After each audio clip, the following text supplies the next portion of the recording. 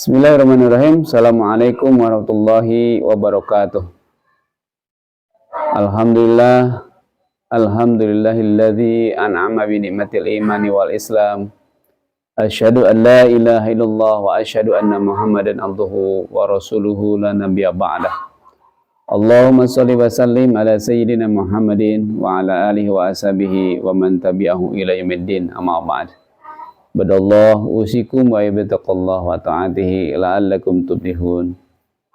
Puji dan syukur mari kita panjatkan kepada Allah atas segala limpahan rahmat karunia Allah kepada kita. Salawat serta salam semoga tetap terlimpah kepada junjungan kita Nabi Muhammad sallallahu alaihi wasallam. Pada keluarganya, para sahabatnya, kepada kita sebagai pengikutnya. Para pemirsa yang dirahmati Allah Subhanahu wa taala dimanapun Anda berada, sahabat ngopi dimanapun Anda berada yang menyaksikan channel ini, saya doakan semoga kita semua selalu dalam lindungan Allah Subhanahu wa taala, dalam rahmatnya dan dalam bimbingannya selalu, sehingga kita terus bisa istiqomah dalam jalan keimanan dan ketakwaan. Para pemirsa rahimakumullah, dalam mengarungi kehidupan di dunia ini sesungguhnya ada grand design tentang kehidupan dunia yang harus kita pahami. Kadang-kadang kita tidak begitu memahami grand design kehidupan ini, sehingga kita kadang-kadang salah langkah, salah arah, salah memahami fenomena kehidupan. Oleh karena itu, mari kita mencoba menyelami tentang grand design tatanan kehidupan dunia ini berdasarkan pada Al-Quran dan Sunnahnya. Hadirin sahabat ngopi rahimakumullah, dimanapun Anda berada, saya akan menyampaikan pesan Al-Quran dari Allah Subhanahu wa taala di surat Toha ayat 116. A'udzubillahi minasyaitonirrajim. Bismillahirrahmanirrahim. Wa idh qulna lil malaikati isjudu li adama fasajadu illa iblis aba. Shadaqallahul azim. Dan ini adalah kisah awal kehidupan manusia. Ada sebuah peristiwa di mana terjadi dialog antara Allah, Nabi Adam, dan iblis sebelum Nabi Adam diturunkan ke muka bumi. Di ayat ini Allah menyampaikan, wa idh qulna, dan ingatlah ketika kami katakan lil malaikati, kepada para malaikat, usjudu, sujudlah, li Adama, kepada Adam, fasajadu, maka mereka sujud, illa iblis, kecuali iblis, aba, karena enggan. Dari ayat ini kita bisa mengambil sebuah pesan bahwa ada peristiwa dialog antara Allah dan para malaikat tentang penciptaan manusia pertama, yaitu Nabiullah Adam alaihissalam, di mana Nabi Adam alaihissalam dijadikan sebagai khalifah sesuai dengan firman-Nya, a'udzubillahi minasyaitonirrajim, kami jadikan Adam sebagai seorang khalifah. Inni ja'ilun fil ardi khalifah. Kami akan jadikan Adam sebagai khalifah di muka bumi. Jadi Adam diciptakan oleh Allah sebagai khalifah, maka kemudian iblis diperintahkan oleh Allah untuk sujud kepada Adam. Tapi kemudian malaikat semuanya sujud, hanya iblislah yang kemudian tidak mau sujud kepada Nabi Adam, karena merasa bahwa dirinya adalah makhluk yang jauh lebih dulu diciptakan oleh Allah dan jauh lebih dulu melaksanakan tugas-tugas dari Allah. Kalau dalam bahasa yang saat ini, iblis merasa seorang senior dan Adam adalah juniornya. Dalam ayat yang lain juga Allah menyampaikan tentang bagaimana kenapa iblis itu tidak mau sujud kepada Adam. Iblis mengatakan, anna ma khairu minhu, saya lebih baik daripada Adam. Khalaqtani min narin wa khalaqtahu min tin. Aku diciptakan dari api, sedangkan Adam diciptakan dari tanah.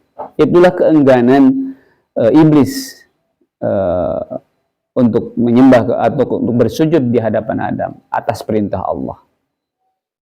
Karena iblis tidak mau. Dan itulah sesungguhnya penyakit iblis yang harus kita hindari. Dalam surat Al-Baqarah disampaikan, A'udzubillahi minasyaitonirrajim, wa idz qala rabbuka lil malaikati isjudu li adama fasajadu illa iblis aba wastakbar. Kalau di ayat ini iblis tidak hanya aba, tapi juga ada wastakbar. Iblis merasa besar, merasa sombong, merasa hebat, merasa lebih daripada Adam, sehingga ia tidak mau sujud kepada Adam. Kemudian setelah peristiwa itu terjadi, maka Allah kemudian murka kepada iblis yang tidak mau taat kepada perintah Allah.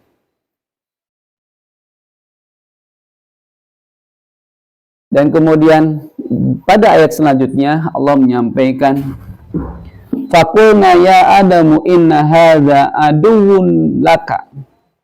Dan kami katakan, kata Allah, ya Adam, wahai Adam, inna hadza aduwwun, iblis ini adalah musuh laka bagimu, wali zaujika dan bagi istrimu, fala yukhrijannakuma, maka jangan sampai ia mengeluarkan kalian berdua minal jannati, dari surga. Nan fatasko, maka kamu nanti celaka. Jadi di ayat ini Allah sudah menyampaikan kepada Adam, ketika iblis menolak untuk sujud kepada Adam, Allah tegaskan bahwa iblis akan menjadi musuhmu. Dan hati-hati, jangan sampai kemudian iblis menyebabkan engkau dikeluarkan dari surga yang sudah Allah sediakan. Itu pada ayat yang ke-117-nya. Dan di 118-nya Allah berfirman, innalaka ala taju'a fiha wala tashra wala ta'ra. Sungguh ada jaminan untukmu di sana, engkau tidak akan kelaparan dan tidak akan telanjang. Jadi Allah ketika menyediakan surga buat Nabi Adam dan Siti Hawa, Allah tegaskan bahwa engkau di sana, aku jamin, kata Allah, engkau tidak akan kelaparan dan engkau tidak akan telanjang. Wa innaka la tadma'u fiha wa la tadha.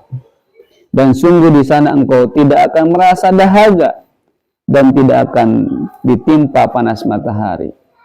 Di surga Nabi Adam tidak akan ada kehausan.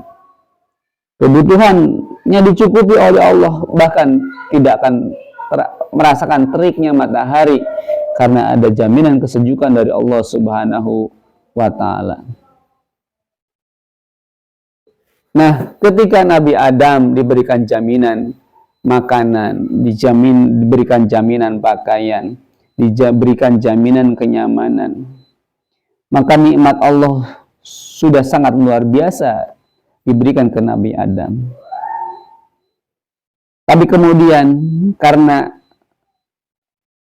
di ayat yang lain Allah menyampaikan pada kita tentang iblis ketika diturunkan dari surga atau dikeluarkan dari surga, itu kemudian iblis minta tangguh kepada Allah. Dia siap dikeluarkan dari surga asalkan ia diberi kesempatan untuk menggoda manusia menjadi temannya.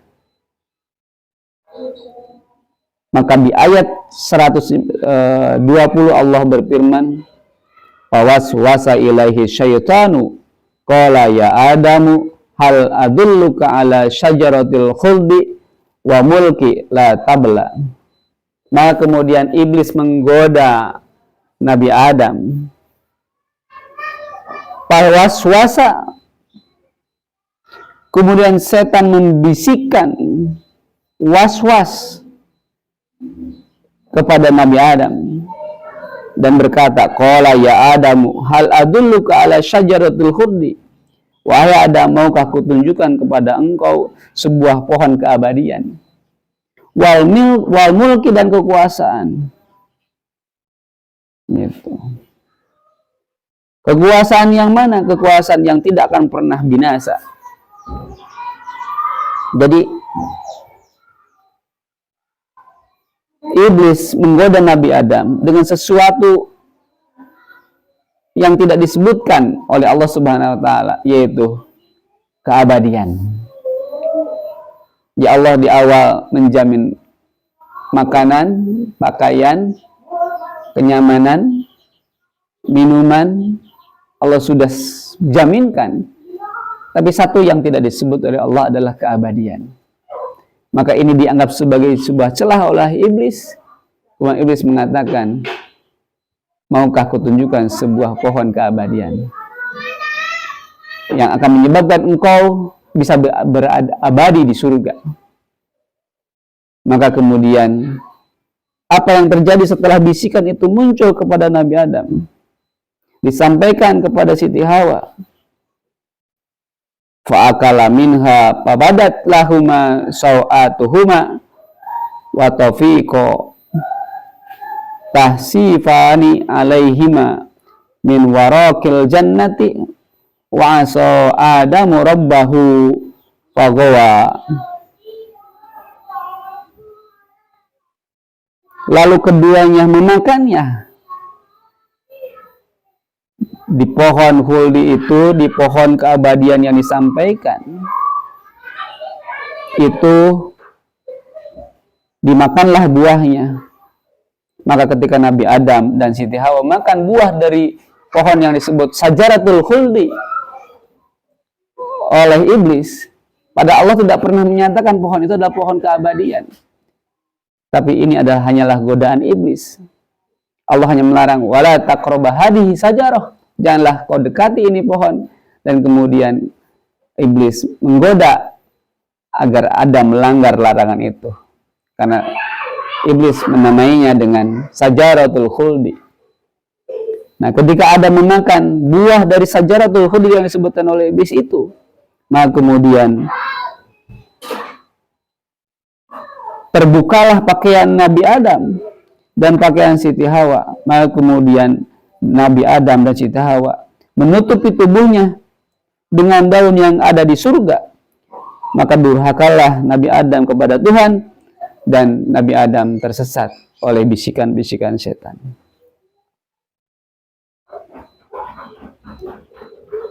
Apa yang terjadi setelah itu? Nabi Adam kemudian bertobat, menyadari kesalahan dan kehilafannya, tergoda oleh godaan iblis atas bujuk rayunya. Maka Nabi Adam terus berdoa pada Allah, bertobat kepada Allah. Kemudian Nabi Adam memohon ampun kepada Allah. Pada ayat selanjutnya Allah sampaikan, summa ajbahu rabbahu fataba alaihi wahada. Kemudian Allah memilih Adam, mengambil Nabi Adam dan menerima tobatnya, dan kemudian Allah memberikan petunjuk kepada Nabi Adam. Qala berkata, ihbito minha jami'a. Kemudian turunlah kamu dari surga semuanya. Ba'dukum li ba'din adu. Kemudian satu sama lain dari keturunan kalian suatu saat nanti akan menjadi musuh. Jadi di awal turunnya Nabi Adam ke muka bumi, Allah sudah sampaikan satu kenyataan yang mungkin ini tidak diharapkan, tetapi ini terjadi, yaitu anak-anak Adam, keturunan Nabi Adam satu sama lain akan menjadi musuh. Tetapi ada solusi yang Allah berikan kepada Nabi Adam.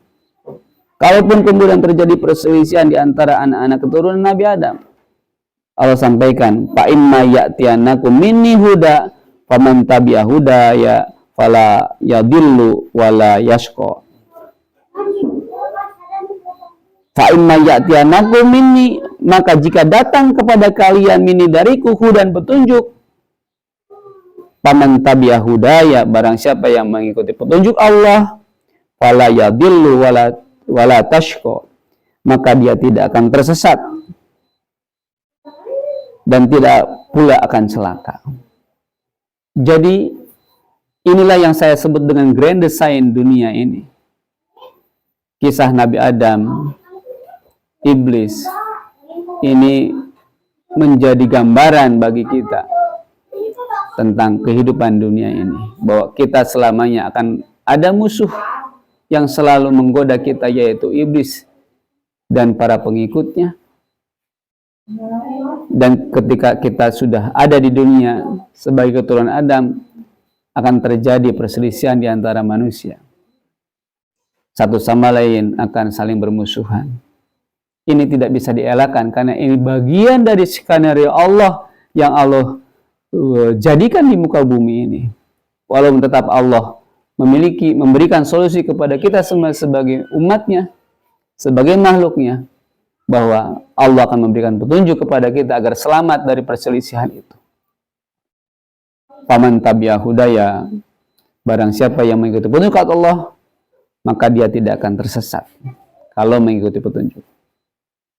Hadirin rahimakumullah, terbukti terjadilah kekacauan yang pertama ketika Nabi Adam memiliki anak, yaitu kisah Habil dan Habil. Itulah kisah permusuhan pertama di antara putra Nabi Adam. Dan ini kemudian berlanjut sampai sekarang, terjadi perselisihan di antara manusia di muka bumi ini. Ini adalah bagian di skenario besar dari grand design kehidupan dunia ini yang Allah berikan kepada manusia sebagai ujian di dunia ini. Dan ketika kita mengikuti petunjuk Allah yang Allah sampaikan tadi kepada kita, maka sesungguhnya kita tidak akan pernah tersesat. Kita akan selamat asalkan kita mengikuti petunjuk yang Allah berikan kepada kita. Kita akan selamat kehidupan ini sampai kita kembali kepada Allah Subhanahu wa Ta'ala. Hadirin rahimakumullah, kitabullah, wahyu Allah, Al-Quran, itu ibarat peta kehidupan sesungguhnya. Di dalam Al-Quran itu dijelaskan tentang benar dan salah, halal dan haram, mana sesuatu hal yang membahayakan, mana sesuatu yang menyelamatkan, mana jalan yang benar, mana jalan yang salah. Di mana ada bahaya, di mana ada jalan selamat. Allah sampaikan kepada kita dengan penjelasan yang sangat mengena, sangat tepat untuk kehidupan kemanusiaan. Karena Allah lah yang paling tahu tentang kebutuhan manusia dan jalan selamat untuk kembali kepadanya. Kembali ke kampung halaman kita, yaitu surganya Allah Subhanahu wa Ta'ala. Dunia ini hanyalah ujian dari Allah, dan ujian ini adalah ujian sementara. Dan kita harus tahu bahwa kita sesungguhnya adalah penduduk surga yang harus kembali ke kampung halaman kita, ke surganya Allah. Di dunia ini Allah berikan petunjuk agar kita selamat, dan ikutilah petunjuk itu. Semoga kita semua menjadi hamba-hamba Allah yang selalu taat mengikuti petunjuk Allah, sehingga kita selamat dunia dan akhirat. Demikian kajian pada hari ini, mudah-mudahan menjadi manfaat, menjadi tadzkirah bagi kita semua. Kita semua dijaga oleh Allah Subhanahu wa Ta'ala sampai kita kembali pada Allah Subhanahu wa Ta'ala. Demikian, al-afu minkum, hadanallahu wa iyyakum ajmain. Assalamualaikum warahmatullahi wabarakatuh.